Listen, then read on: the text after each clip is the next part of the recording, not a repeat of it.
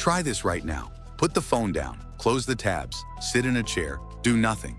Notice what happens within the first 30 seconds. Your hand twitches, your eyes scan the room for something to land on, your breath changes. A low-grade restlessness builds behind your ribs. It is not panic, it is not anxiety, it is an itch, and your body already knows how to scratch it. Reach for the screen, unlock, scroll. The tension drops, the itch fades. You tell yourself you just needed a quick check, but you did not need it. You needed the input. This is the new baseline. Silence no longer feels like rest. It feels like deprivation, not because you are broken, because your nervous system has been rewired to treat the absence of signal as a threat.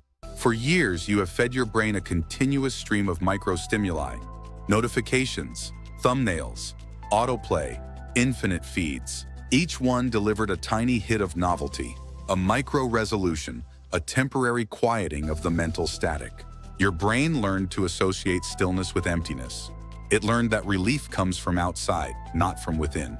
So when the outside goes quiet, the inside starts screaming. You do not check your phone because you are curious. You check it because your body has been conditioned to expect a reward every 30 seconds. The loop is not conscious. It is physiological.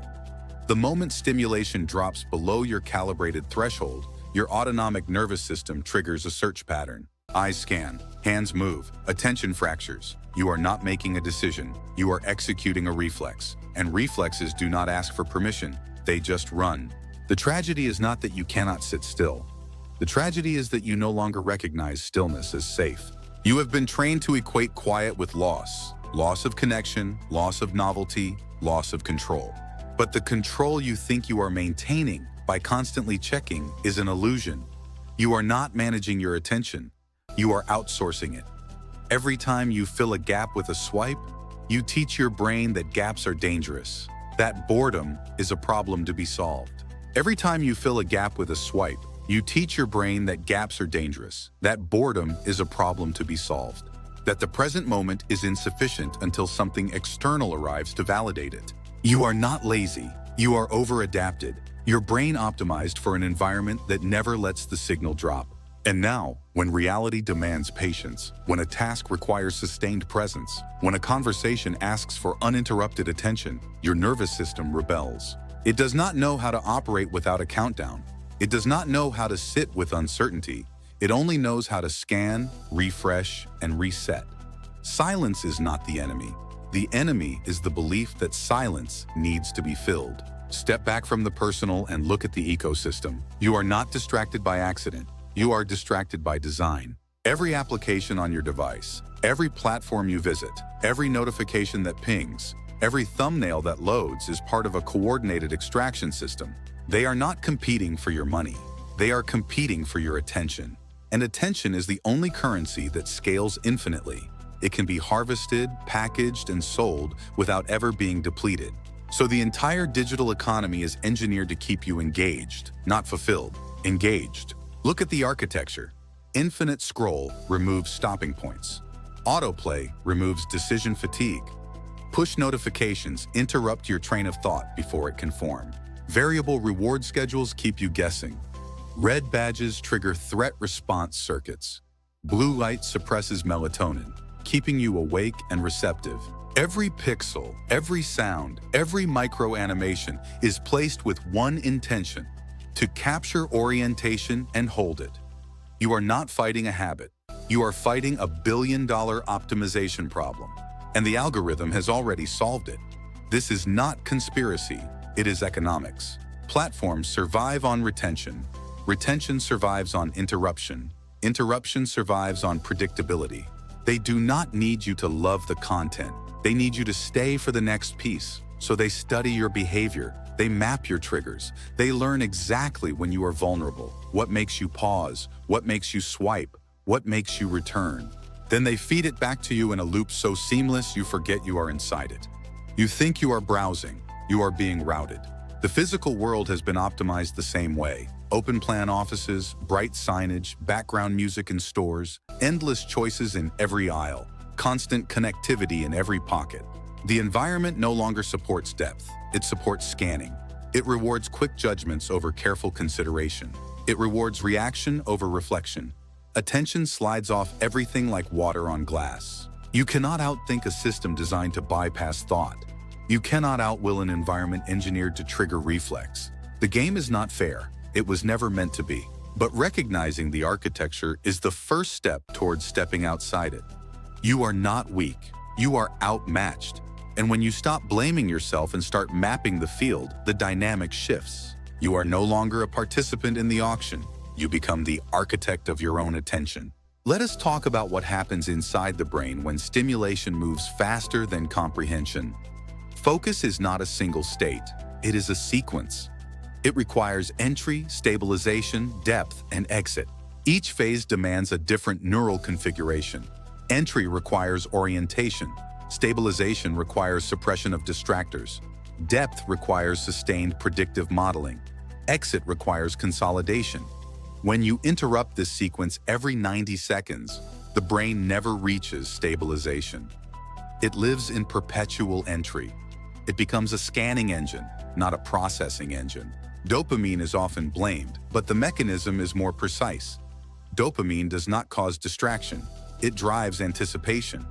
When rewards arrive in rapid, unpredictable bursts, the brain updates its expectation model. It learns that high yield requires low investment. It learns that waiting is inefficient. It learns that complexity is optional. Over time, the threshold for engagement drops, not because you became shallow, because your predictive coding adapted to an environment where depth was never required. You did not lose the ability to focus. You lost the tolerance for the friction that precedes it. Neuroplasticity works in both directions. Pathways strengthen with use. Pathways weaken with neglect. When you spend years training your attention to switch, jump, reset, and refresh, the neural circuits for sustained concentration atrophy. They do not disappear, they go dormant. Meanwhile, the circuits for rapid task switching, pattern recognition, and reactive scanning hypertrophy. They become your default mode. You do not choose to be distracted. Your brain has literally rewired itself to prioritize speed over depth. And rewiring is invisible until you try to move against it. This is why reading a book feels exhausting, why a long conversation feels draining, why a complex project feels paralyzing. It is not that the tasks changed. It is that your baseline shifted. Your brain now interprets sustained attention as high cost, low yield. It interprets quick switches as efficient. It interprets boredom as error, so it corrects the error by pulling you toward the next stimulus. You are not failing to concentrate. You are succeeding at following your training, and your training has been optimized for fragmentation. The cost is not just lost time, it is lost depth. Shallow processing cannot produce insight. It cannot produce mastery. It cannot produce meaning. It can only produce reaction. And when your entire cognitive architecture is built on reaction, you lose the capacity for creation. You become a consumer of signals, not a generator of direction. The brain did not break. It adapted. And adaptation can be reversed.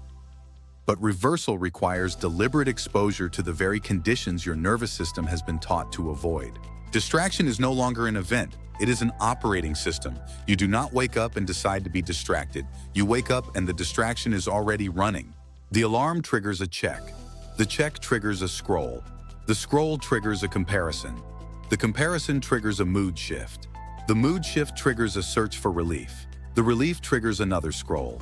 You are not making choices. You are processing inputs. Your day is not a series of decisions. It is a cascade of reflexes, and you are along for the ride. This is how reaction becomes lifestyle, not through a single bad habit, through 1,000 micro-surrenders. You stop initiating actions. You start responding to cues. Notification? Check. Boredom? Escape. Discomfort? Numbness? Uncertainty? Distraction. You do not choose your next move. The environment chooses it for you. And because the environment is optimized for capture, your life becomes optimized for escape. You are not living, you are buffering. Intentionality evaporates slowly. You do not notice it leaving. You only notice what is missing. The projects you meant to start, the conversations you meant to have, the silence you meant to keep, the hours that vanish between opening an app and realizing you have been staring at a screen for 40 minutes. You tell yourself, you will do better tomorrow. But tomorrow is built on the same architecture, the same cues, the same loops, the same frictionless paths. You cannot change the output without changing the input. The most dangerous part is the normalization. You stop recognizing reaction as abnormal. You start believing this is just how life works. That constant stimulation is the price of modern existence. That focus is a luxury for people with fewer responsibilities. But focus is not a luxury. It is a baseline. And when you treat reaction as normal, you outsource your agency to the highest bidder. You become a passenger in your own life. You watch days pass without a single deliberate choice. You wonder where the time went. It did not go anywhere. It was collected, piece by piece, swipe by swipe, reflex by reflex. You are not losing your life to distraction. You are losing your life to automation. And automation does not care about your potential. It only cares about your predictability. The moment you recognize that your days are running on autopilot, the spell breaks. You are not doomed to react. You are trained to react. And training can be overwritten. Not by hoping, by designing. Not by waiting, by interrupting. The exit is not harder work. It is smarter architecture. You do not regain focus by forcing yourself to concentrate. You regain it by removing everything that makes concentration unnecessary. Willpower is a bridge. Environment is the ground. When the ground is solid, you do not need the bridge. So you stop fighting yourself. You start engineering your surroundings. Begin with boredom, not as punishment, as training. Boredom is not emptiness, it is recalibration. When you sit with low stimulation, your nervous system stops expecting high-yield input. It learns that stillness is safe, that gaps are not threats. That relief can come from within, not from outside. Start with 10 minutes. No phone, no music, no background noise, just presence. Your mind will resist. It will generate noise. It will beg for input. Let it. Do not fill the gap. The gap is where the rewiring happens. Next, design friction. Not to make life difficult, to make escape intentional. Remove apps from your home screen. Turn off non-essential notifications. Place your phone in another room during work blocks.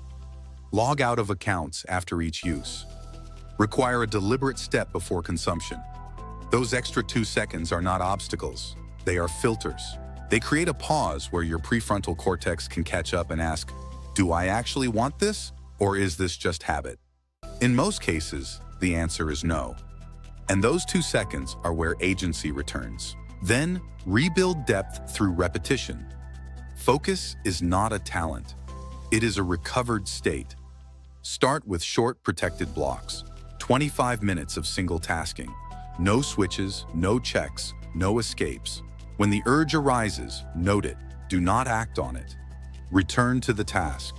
You are not training productivity. You are training tolerance. Tolerance for friction. Tolerance for uncertainty.